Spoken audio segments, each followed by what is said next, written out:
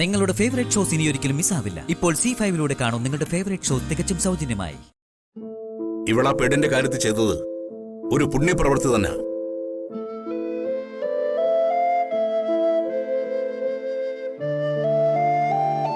മീനാക്ഷിയുടെ അച്ഛൻ ഏതവനാണെന്ന് ആർക്കറിയാം? മോള് പോയി കിടന്നോ. അച്ഛൻ ആഹാരവും മരുന്നും ഞാൻ കൊടുത്തോളാം.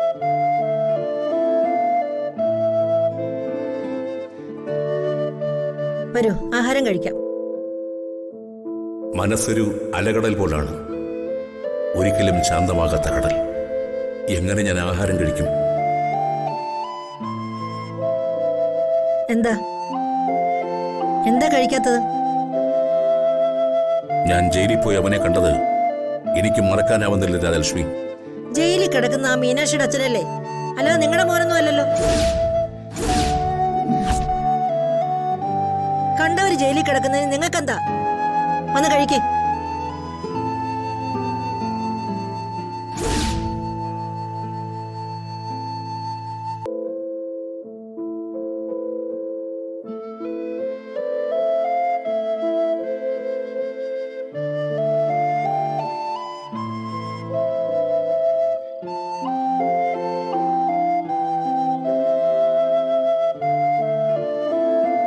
നന്ദിനി, അമ്മേ, നീ എന്താ ഒറ്റയ്ക്ക് ഇവിടെ വന്ന് നിൽക്കുന്നത്? ഒന്നുമില്ല.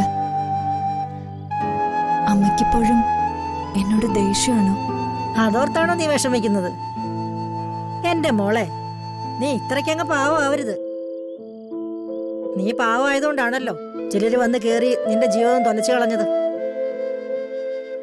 അല്ല എന്ന് വെച്ച് നീ പിടിപ്പുകേടുള്ളവളാണെന്നല്ല ഞാൻ ഉദ്ദേശിച്ചത്.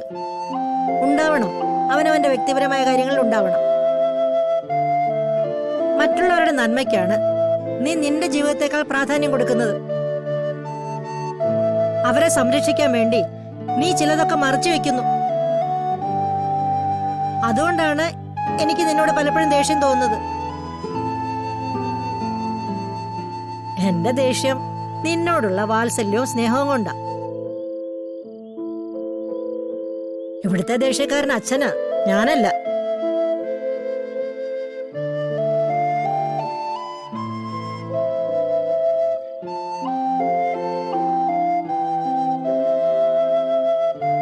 ജയിക്കാൻ അറിയാഞ്ഞിട്ടല്ല നീ ജീവിതത്തിൽ തോറ്റത്, അത് ചതിക്കാൻ അറിയാഞ്ഞിട്ടാ.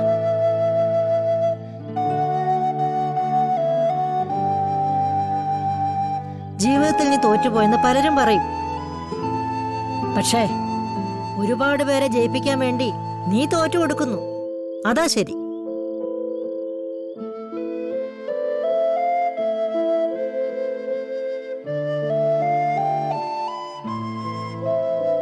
അമ്മയ്ക്ക് നിന്നോട് ഒരു ദേഷ്യവും ഇല്ല മോളെ. പിണങ്ങിന്ന് കരുതി സന്തോഷിക്കാൻ തുടങ്ങിയപ്പോ ദേ ഇണങ്ങി.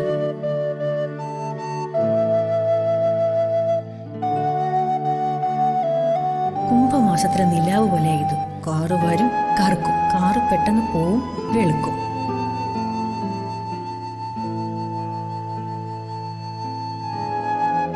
വിശ്വസിക്കാൻ പറ്റുന്നില്ല.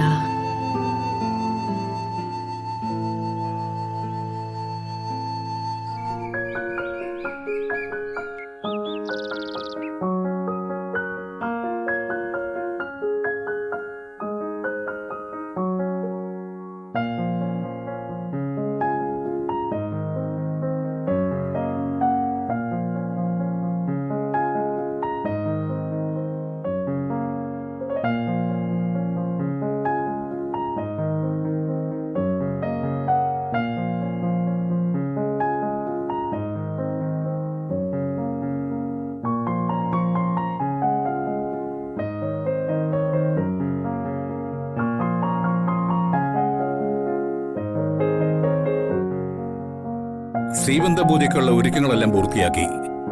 പക്ഷേ സീമന്തിനി എവിടെ? സീമന്തിനി ഹസ്ബൻഡും കൂടെ ഇപ്പൊ വരും അച്ഛാ.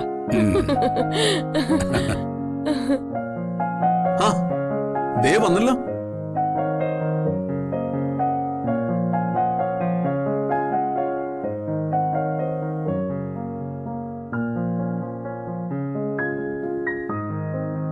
ദാ നോക്ക്, ലോകത്ത് ഇതുപോലുള്ള സൗഭാഗ്യം വേറെ ഏത് പെണ്ണിനാ കിട്ടുക? പുണ്യം ചെയ്ത പെണ്ണാ മൈഥിലി.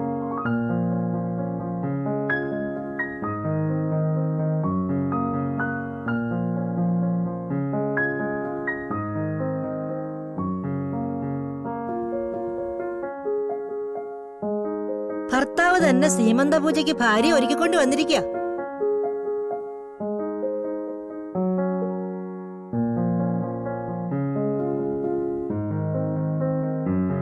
മുജ്ജന്മ സുഹൃതം തന്നെ. എന്നാ പിന്നെ ചടങ്ങുകൾ തുടങ്ങട്ടെ. മാലതി, ഒന്ന് മാറിക്കേ. വാ വാ മോളെ.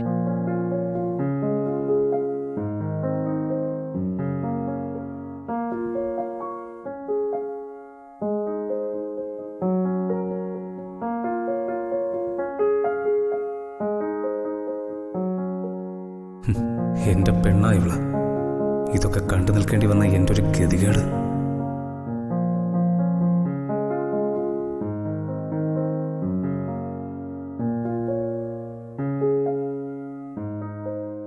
എന്റെ വൈശാഖിനൊപ്പം എനിക്ക് എന്നാ ജീവിക്കാൻ പറ്റുക?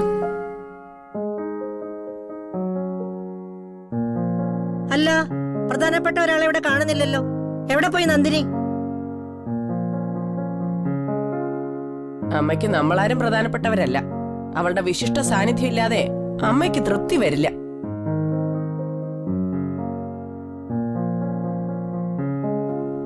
അത്രയും പ്രധാനപ്പെട്ടവളാണെന്ന് വരുത്തി തീർക്കാൻ ആദ്യമൊക്കെ രാജസദസ്സിൽ ഹാജരാകാതെ മറിഞ്ഞു നിൽക്കും. അത് മറ്റൊരടവ്. കുശുകുശുപ്പും കുന്നായ്മ ഒന്നും വേണ്ട ഇതിനകത്ത്.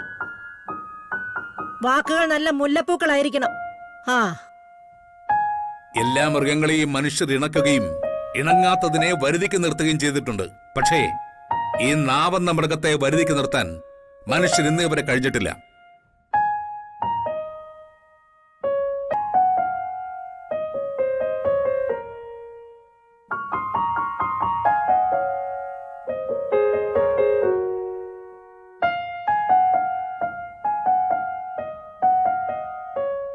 ഇന്നെങ്കിലും ഇത്തിരി ആഭരണങ്ങൾ അണിഞ്ഞ് നീ ഒരുങ്ങിയല്ലോ. അമ്മയ്ക്ക് സന്തോഷമായി മോളെ.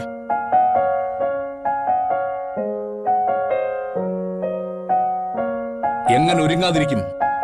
അവിടെ വളർത്തുപുത്രന്റെ ഭാര്യയുടെ സീമന്ത പൂജയല്ലേ? ഓ, അങ്ങനൊരു കാര്യമുണ്ടല്ലോ. അമ്മ ഇങ്ങനെ ഒരുങ്ങി വന്നതിൽ ഏറ്റവും കൂടുതൽ സന്തോഷിക്കുന്നത് ഞാനാ. അമ്മ ഇങ്ങനെ ഒരുങ്ങുന്ന കണ്ടിട്ട് തന്നെ ഒരുപാട് നാളായി. എന്റെ മനസ്സിന് സന്തോഷമുള്ള കാര്യമല്ലേ മോനെ, അതാ. ആ, സീമന്തത്തിന്റെ ബാക്കി ചടങ്ങുകളൊക്കെ ആരംഭിക്കട്ടെ. ഡൗൺലോഡ് ചെയ്യൂ C5 ആപ്പ്. കാണൂ എല്ലാ എപ്പിസോഡുകളും സൗജന്യമായി.